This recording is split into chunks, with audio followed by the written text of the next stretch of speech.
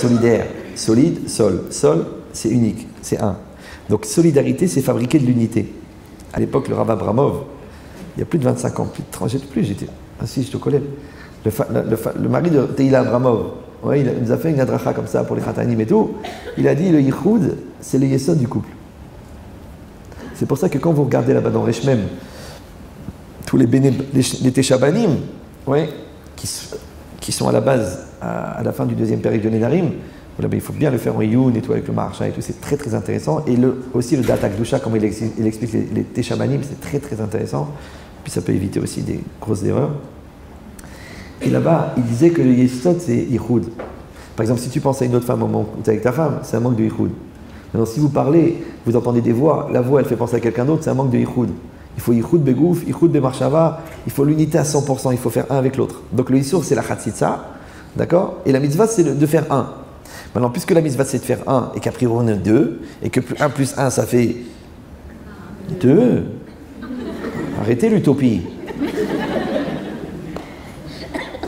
Non, 1 plus 1, ça fait 2, mais le projet, c'est d'arriver à 1 plus 1 égale 1. Maintenant, il y a deux manières de 1 plus 1 égale 1. Soit tu fais 1 plus 0 égale 1, donc en détruisant l'autre, il n'en reste plus qu'un. Soit tu fais un fondu existentiel. Parce que quand toi tu es Mevatel et Tatzmecha Bishvil Hasheni, et toi tu es Mevatel et Tatzmecha Bishvil Hasheni, c'est comme si tu prends 2 gouttes de mercure et tu les mélanges. Ouais, c'est comme l'arbelach. C'est l'arbelach. Tu y as mélangé le vin rouge avec le yain Nesser. Après tu dis je regrette, rends-moi-le. Je ne peux pas te le rendre, c'est l'arbelach. C'est mélangé. Maintenant un homme et une femme, c'est l'arbelach ou yavesh beyavesh. Il y a des gens, 10 ans après le mariage, ils ne sont encore pas mélangés. Ils sont yavesh beyavesh. Bonsoir. Bonsoir. Il y a quelque chose à manger? Non. On fait le 5e, laisse tomber. À demain. Ça, c'est Yavesh Beyavesh. L'arbellah. L'arbellah. Déjà, tu as envie de rigoler. L'arbellah. C'est le bellah. Pas bellah. Non, bellah. D'accord? Ça veut dire c'est. Il y en a qu'un, ils ont cassé le moule. D'accord? Après, vous allez retrouver des rabbins classiques, ne vous en faites pas. C'est pour ça que je ne pourrais jamais être gadol ador, parce que je suis déjà le gadol des humoristes. Alors, mais cette idée, c'est quoi? C'est-à-dire que c'est une fusion, c'est un mélange. Ouais. Maintenant, comment on fait pour mélanger deux choses qui ne se ressemblent pas? Eh bien, on les change.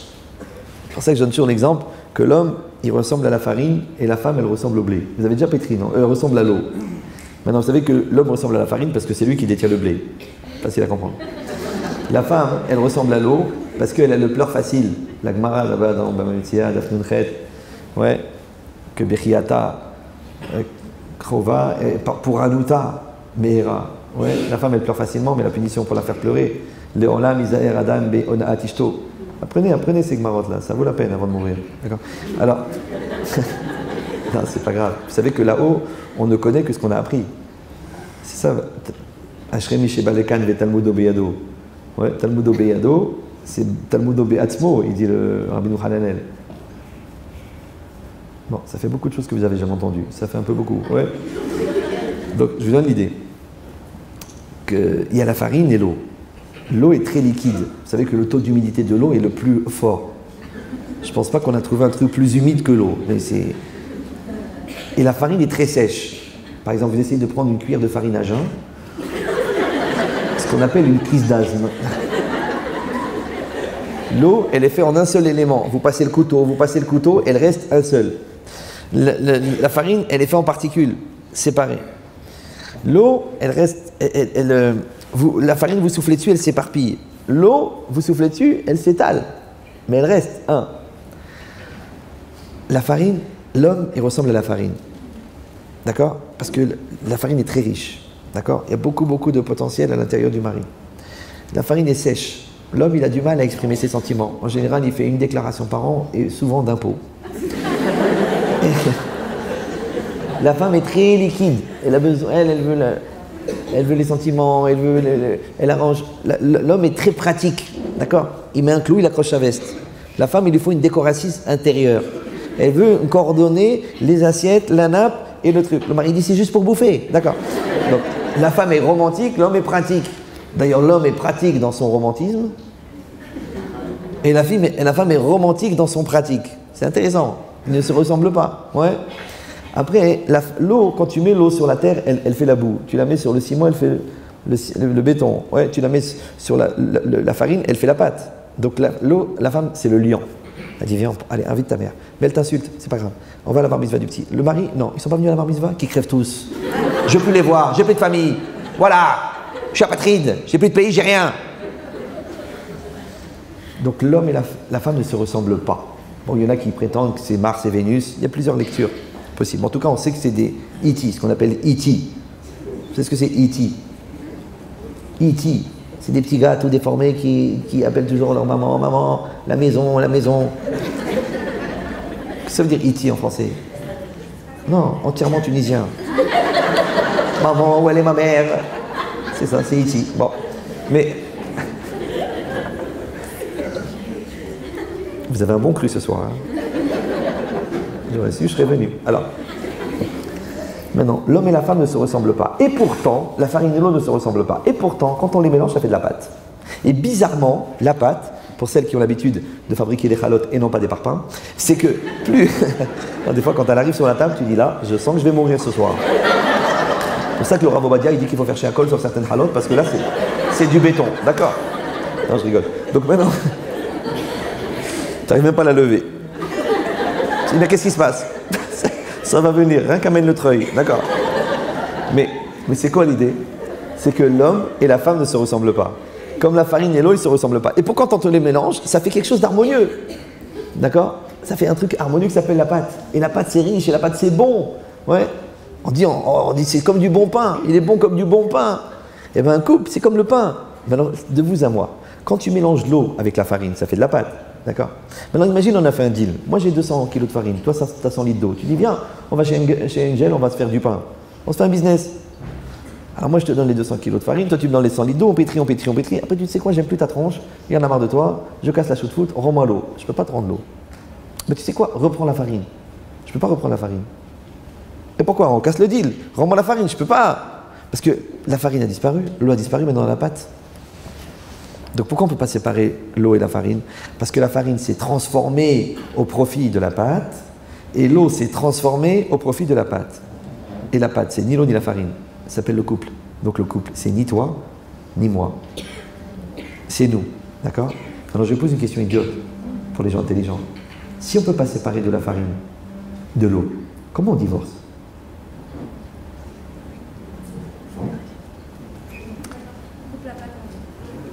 Non, on ne se mélange pas. On ne se transforme pas. On ne change pas. Donc je suis comme je suis, je ne changerai jamais. Ma mère m'aime, pourquoi j'ai besoin d'être aidé par toi? Va chez ta mère. Je suis, c'est mon caractère. Je suis comme ça, je suis nerveuse, je suis débile, je suis crise, je suis capricieuse, je suis comme ça. Mais t'as pas compris, si tu es capricieuse, on t'a envoyé quelqu'un de cool. Justement pour que tu apprennes à être cool.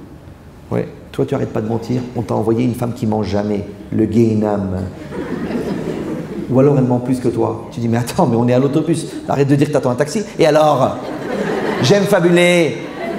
J'ai étudié pendant 10 ans la mythologie, l'étude de la mytho. Je suis spécialiste. Tu mens tout le temps. Il y a des gens qui mentent comme ils respirent. Eh bien les menteurs, ils épousent des gens qui mentent jamais ou des gens qui mentent tout le temps. Parce qu'ils peuvent faire le ticoun. Ouais. Celui-là, il n'arrête pas de parler. C'est un vendeur. Le babou. Il a une femme. Au Chidour, il a demandé, elle est sur muette? Non, non. Elle est réservée. Réservée. Mais c'est quoi réservée? C'est-à-dire elle a vécu dans une réserve? C'est un zèbre ou là? Elle est très réservée. Ça veut dire limite autiste. Et lui, extraverti, ambiance, kémia, il te fait la fête.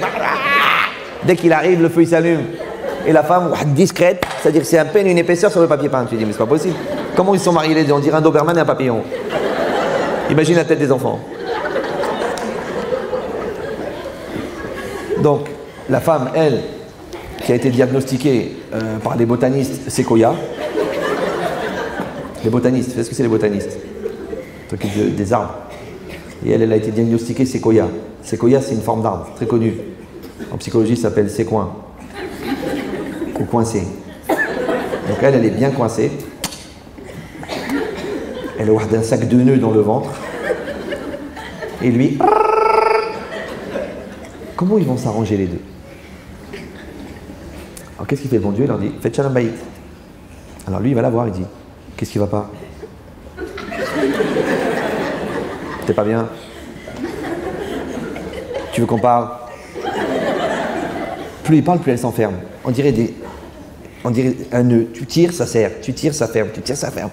Il ne sait plus quoi faire. Plus il parle, plus elle s'enferme. Comment il va faire? Alors, il va falloir qu'il parle un peu moins, mais qu'il parle vrai. Et quand il parle vrai, d'un seul coup, il se met à parler. Pourquoi? Parce que lui, il s'est bouleversé pour parler. Donc il s'est transformé. Ouais, il a changé. Quand elle a vu la Messirut Nefesh qu'il a fait pour parler moins, mais parler vrai, elle va se mettre à parler. Donc elle va se bouleverser pour dépasser ses limites et parler, comme lui, il s'est bouleversé pour parler vrai. Maintenant que lui, il parle vrai, il a fait son tikkun de parler pour rien, parce que les gens qui parlent beaucoup, c'est pour cacher qu'ils mentent. D'accord? Et elle qui parlait jamais, c'est parce qu'elle manquait de confiance en elle, et parce qu'elle voulait parler que pour quelque chose d'utile et de vrai. Donc du coup, elle parlait jamais. Donc maintenant, elle est en confiance, elle se met à parler, et lui, il se met à parler vrai. Donc son tikkun à lui, c'est de parler vrai, elle, son tikkun à elle, c'est de parler tout court. Ça va? Alors vous vous dites, ah bon, Hachem, c'est bon, maintenant ils ont le Shalom Bayit. Mais non, c'est parce que le bon Dieu, il savait qu'ils avaient un potentiel de recevoir un enfant anorexique. Et un enfant anorexique, il a besoin de beaucoup de vérité et de beaucoup de dialogue. Maintenant, comme ils vont faire leur tikkun à eux, et que le tikkun, il se fait dans les midot, et que les midot, ils s'inscrivent dans la machashava, et que la machashava, elle s'inscrit dans la semence, donc maintenant, c'est pas la peine de leur envoyer un enfant anorexique pour qu'ils fassent le travail qu'ils auraient dû faire en tant que mariés, puisque de toute façon, ils l'ont déjà fait en tant que mariés. Donc je vous explique, c'est très simple, ça s'appelle une maîtrise, première année, deuxième année, troisième année, quatrième année. La première année, il y a 6 UV à obtenir. La deuxième année, il y en a 5. La troisième année, il y en a 10. La quatrième année, il y en a 4. Si la première année sur les 6, tu en as obtenu 2, donc la deuxième année, tu n'en as plus 4. Tu en as 2, tu en as 4, plus les 4 de l'année première année. Donc ça t'en fait 8. Si sur les 8 en deuxième année, tu n'as obtenu 1, il t'en manque 7. Donc la troisième année où il y en avait 10, ça fait 10 plus 7, ça fait 17 UV à obtenir. Ça va? Super. La première année, c'est le célibat. Quand tu es célibataire, tu as un certain nombre d'UV à obtenir. Tu dois travailler tes midot, te connaître, gérer ta colère, tes nerfs, la relation avec l'autre, la bouffe, le fric, la famille, ta soeur, ta mère, ton yetzirara, au-dessus de la ceinture, en dessous de la ceinture. Tout ce que tu dois faire comme travail avant de te marier. Si tu vas me dire, eh ben, on n'a pas toujours le temps, on n'est pas toujours conscient, c'est pas toujours évident, on n'y arrive pas forcément, on n'a pas comme vous la possibilité de le faire. Je dis, ne t'en fais pas, tout ce que tu n'as pas travaillé avant le mariage, tu l'épouses. Mais avec les filles ma'asav. Le ma'asé, c'est le relief de ta personne. Un petit peu ou non? Donc le menteur, il va épouser quelqu'un qui ment jamais, ou qui ment trop. C'est son tikkun. Mais Zadgim Nadam, les filles ma'asav. Ça va ou non?